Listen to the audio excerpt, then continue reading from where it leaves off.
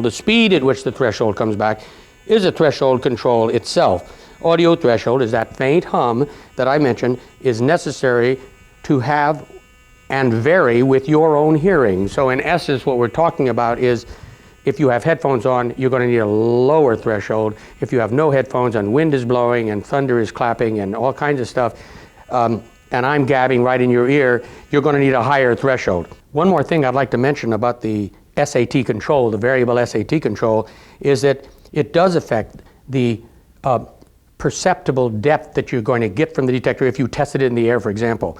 The lower speeds of SAT will get you more depth. The higher speeds will cut some depth out in deep targets, larger deep targets. The actual ability to hear small targets, however, can be accentuated with speeds approximating the preset position, the 3 to 4, and a little bit further up, you can hear little tinier targets, a little bit sharper. But the main thing to know is that you don't want to crank this thing all the way up and say, I'm just going to have the thing come back very, very fast. You have to get what's optimum, and 90% of the time it's going to be right where the triangle is. But if you do move it up, you're going to lose some depth on deeper targets. Just want to let you know that. Now it's time to talk about the gain control, which also doubles as our power on control. So when I click this, you hear an initial battery check, and then proceed to turn it clockwise to the initial setting triangle, and that's where you're going to use it much of the time. And the only reason that you would want to reduce that is if you had interference. The gain adjusts the intensity or the amount of signal coming back from the ground from the detector. So it's sort of like your gas pedal in a way. It's giving you more power.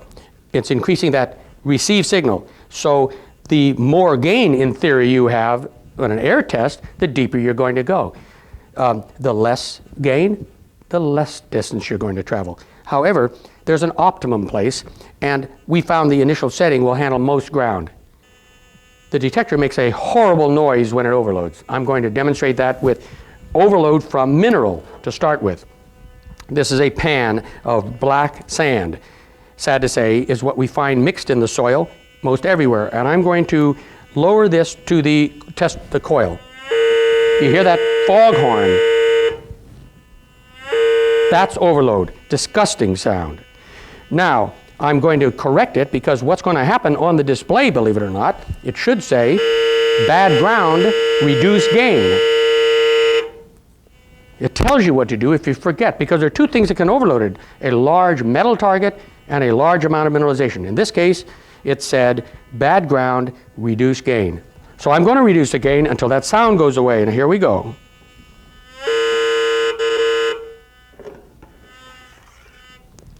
At this point, I had to reduce it to just over 4 from between 7 and 8. Well, I'm going to get a little less depth, but if this is the kind of ground I have to work in, I've got to do it. Now I can just proceed with ground balancing it just like I would under normal circumstances. I would raise it and lower it, hit grab in this case. Let's just do it for fun. And it's gone, and if I threw a nugget in there, where'd my piece of gold go? We'll throw it in there and see if it's there. So the piece of gold now is sunk in that, oh, there it is, in my black sand. Once I have corrected the overload, I can go on as normal. And I've had to operate a little bit lower. Now, from time to time, you want to check to see if your ground is still that bad. It might be just one patch. It might be the entire gully you're working. But whatever it is, there's a place on that gain control for you. There's a second kind of overload that doesn't, and as long as we're talking overload, that doesn't revolve around gain. You don't have to really change the gain level. You could, but it's going to be something that you're not going to have in a large area. Unless you had me hunting right over a spot where an airplane crashed and is buried, and you may find it over 40, 50, 100 feet. That would be something coming from a target. Now here's an Indian tomahawk of some sort. Now this, I'm going to put this back to our initial setting. And what happens when I go over this? It's overloading again. This time, this very intelligent detector tells you that it's overloading from a metal target too close. It said metal target too close. And what do? It says raise loop. Well, I'm going to raise the target because I can't raise the loop. I'm just going to raise the target. Here we go. Up here it's not overloading. The target's there, but down here there's nothing. It just makes a noise. Now after I've said that, I want to qualify it. It can make a mistake. Nothing is absolutely perfect. Once in a while, this could make a mistake, but in both instances, whatever you did is going to correct it, and you'll be able to determine what you've got. You should investigate a target. It could be a 60-ounce nugget, 2 inches under the ground. But if your luck is like my luck, it'll be a tin can 2 inches under the ground. But that is the way you do it, and it tells you right on the meter. Now, it's doing it as long as the loop is in the presence of the overload. Now, this is why I mentioned this. If you're moving your loop side to side, you will only see a flashing something and hear a horrible sound at that moment that it is being overloaded. If it does it everywhere, you've got obviously a pretty bad piece of ground. You do whatever it tells you to do. But as you stop over it, that's when it will give you time to read it. So the first thing you should do when you go out to the ground and you set your things up on initial setting, you've got your threshold going, you're ready to hunt, you're on tracking, you lower the loop to the ground, right to the ground. If it grunts like that, you're going to have to reduce the gain. I don't mean grunt, pardon me. What do you call a sound that sounds like that? It's horrible. That's about what it amounts to. And that's about what there is for the gain control. The next control is one of the 3 toggle switches we mentioned many times already. It's a simple one with the boot over it that registers manual and fast auto track. And again, the initial setting is an auto track where most of you, I'm sure, are going to use it the bulk of the time, if not all the time. So that is in the upper left-hand corner of the control box.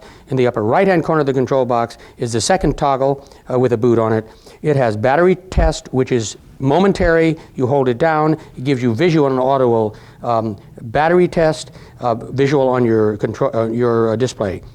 Pushing it forward, it locks into the position of signal boost. Signal boost is an increase in the audio signal, allowing you to work and hear very tiny targets. One wouldn't use this continuously in most cases. You'd use it on bedrock possibly, or in a contained area, because it's a large increase, about 4 times the audio signal that you'd normally get from when it's off. So it increases the amount of audio signal, but it's very tedious to try to use that, and it's not, the threshold will get wavering and sort of uneven. So that is there to be used when you want to use it, but it's in a locked position. The third toggle and the last control that you have, other than the touchpads, which we described earlier on the display, is a trigger in the usual position right behind the hand grip. Now I want to mention this trigger because that's the one control that you have that totally is involving the iron ID.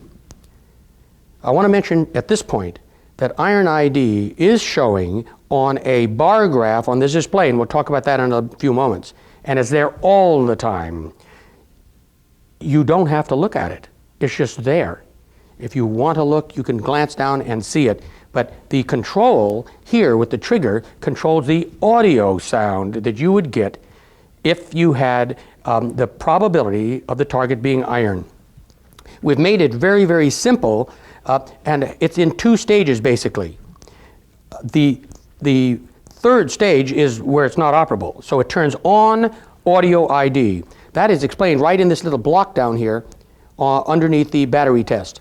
It explains if you forget what the trigger forward, the trigger in the center, and the trigger squeezed is. Let me go through it. The center position is where you would operate it in preset, initial setting. That's going to give you the same sound on all targets. It's going to go zip, zip. You've heard it throughout the demonstration. Zip, zip. I'm going to turn this up a little, and I'll show you what I mean. In the center position, the toggle makes the same sound on a nugget. It makes it on a bullet. It'll make it on a gold nugget, a nail, whatever. That is in the center position. At that same time, it's registering on the meter whether it's iron or not, but it's not doing anything audibly. So if a person's going to be strictly audio, they're going to dig everything as has been done for years. But iron ID is giving you the ability, without losing any depth, to get an idea whether you should dig the particular target. I'm going to put the trigger forward. It locks forward. at